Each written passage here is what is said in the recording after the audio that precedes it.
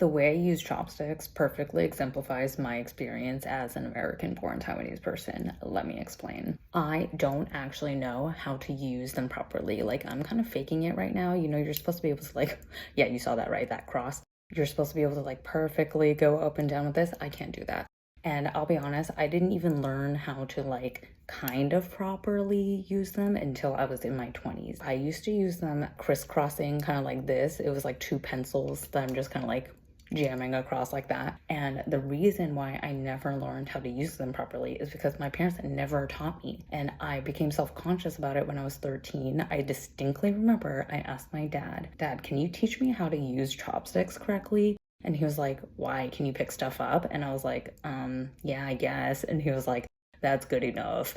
And that's like the exact same attitude I feel like they brought to my Mandarin growing up, which is like, we grew up speaking it at home. I can formulate sentences, I can formulate opinions, but they're very like child level, especially with the vocabulary. So especially, you know, growing up in the US or in a Western context, we're kind of more speaking Chinglish, like I'm throwing English in there and no one corrects me. And so now as an adult, when I'm trying to improve my Mandarin so that I can better express my opinions and my worldviews as an adult and not as a child, I feel like I'm kind of like scrimping and scraping trying to find resources that fit my needs because I wasn't really taught like the right way growing up. And that's why I actually ended up making Real You Mandarin myself, is because I realized that there are no real resources specifically tailored for American-born people like us who have this like mishmash and like patchy Mandarin, because we were left teaching ourselves how to use chopsticks correctly and still don't do it correctly. And that's kind of like this